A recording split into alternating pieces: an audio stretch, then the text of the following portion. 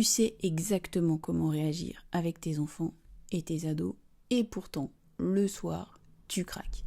Parce que le plus dur, ce n'est pas de ne pas savoir, c'est de savoir et de ne pas réussir à faire autrement. Et à force, tu peux commencer à douter de toi, à te dire que toi, tu n'y arrives pas, alors que les autres ont l'air de gérer, et ça fait vraiment douter.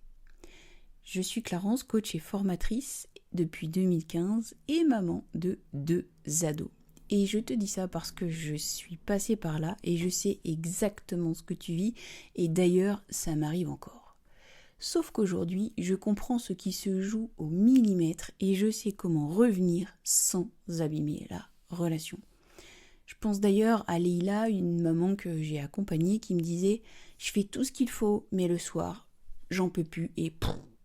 Et en travaillant ensemble, c'est devenu beaucoup plus rare et surtout beaucoup moins violent.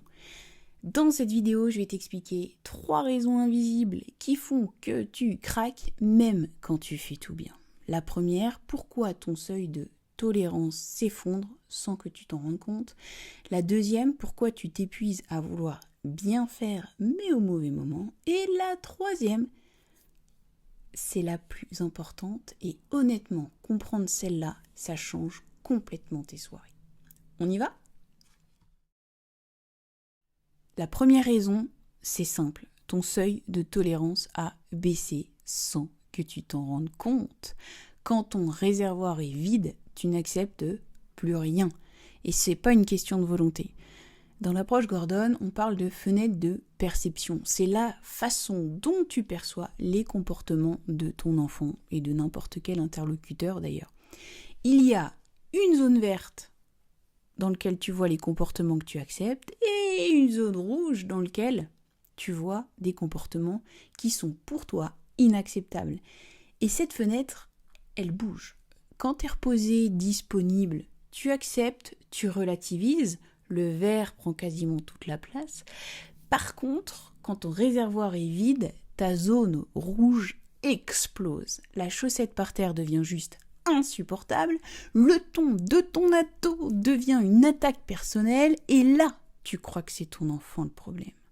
Et c'est exactement là que tout se joue, alors qu'en réalité, c'est ta fenêtre. Si tu veux aller plus loin d'ailleurs, je te conseille cette vidéo sur l'approche Gordon.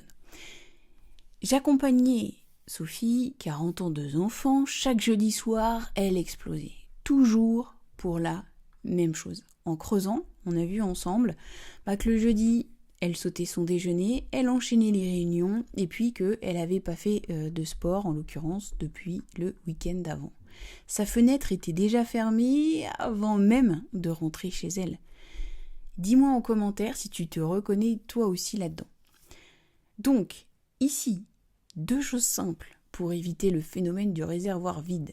Créer une transition entre le « je rentre du boulot » et je passe à ma casquette de maman. Mais ça peut être aussi d'autres transitions. En tout cas, marquer le « je change de chapitre ».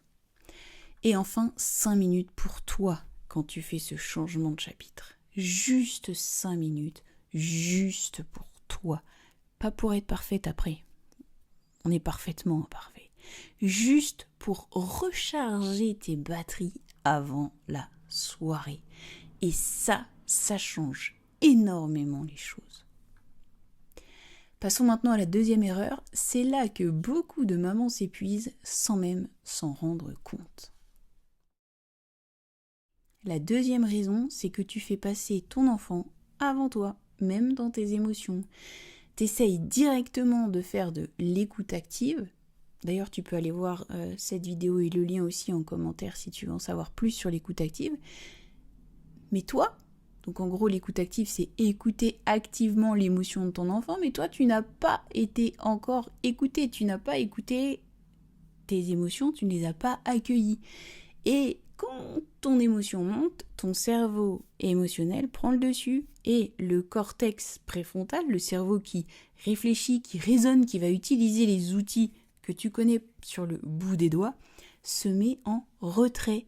Donc essayer d'appliquer l'écoute active à ce moment-là, c'est comme essayer d'éteindre un feu sans eau avec les mains directement.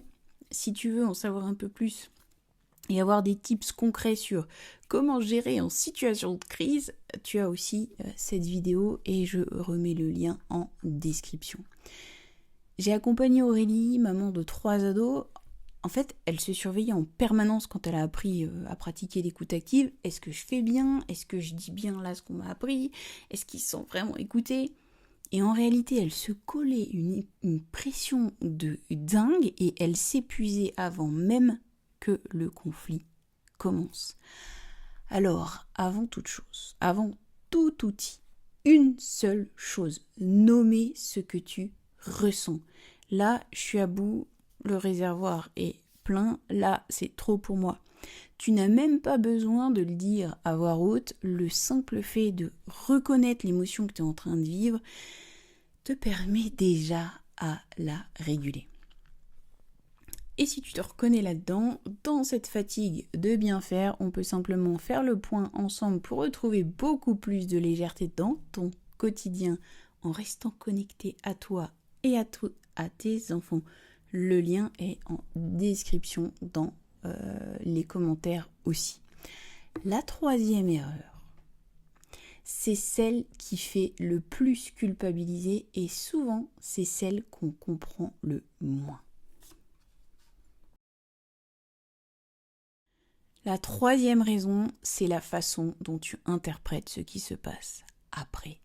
Parce qu'après avoir craqué, ce que tu ressens, c'est de la culpabilité. Et souvent, tu la vis comme une preuve que tu as échoué. Alors qu'en réalité, c'est un message. La culpabilité ne te dit pas « tu es nul ». Elle te dit « reviens, sois vrai et répare ». Le message de la culpabilité, c'est « reviens, sois vrai et répare ». Moi aussi, je tournais en boucle, comme le hamster qui s'arrête jamais dans sa cage. Je tournais en boucle après avoir craqué, m'être énervé, crié, monter le ton. Et un jour, je me suis posé la question, en fait, est-ce que je regarde ce que j'ai raté ou ce qui m'a manqué pour éviter de recommencer ? N'est-ce pas une opportunité d'apprentissage pour moi aussi ? Et ça change tout. Alors, ce soir, si tu craques, piste concrète, reviens vers ton enfant, ton ado, et dis-lui simplement « Tout à l'heure, j'ai parlé trop fort, je suis désolée. » C'est tout. Pas un grand discours, juste une réparation.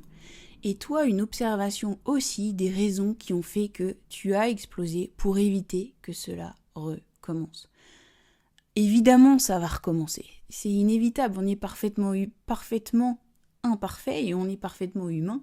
Et donc, c'est inévitable que ça recommence. Mais plus on analyse les moments où on a craqué, où on est parti en vrille, et plus ces moments ils diminuent, et c'est ça qu'on cherche. On cherche à être parfaitement imparfait, mais enfin, si on peut s'énerver une fois de temps en temps au lieu de 10 fois par jour, c'est quand même vachement plus puissant. Et quand je dis s'énerver, c'est crier, dire des choses qu'on regrette encore, c'est pas s'énerver. La colère, elle est juste naturelle et essentielle.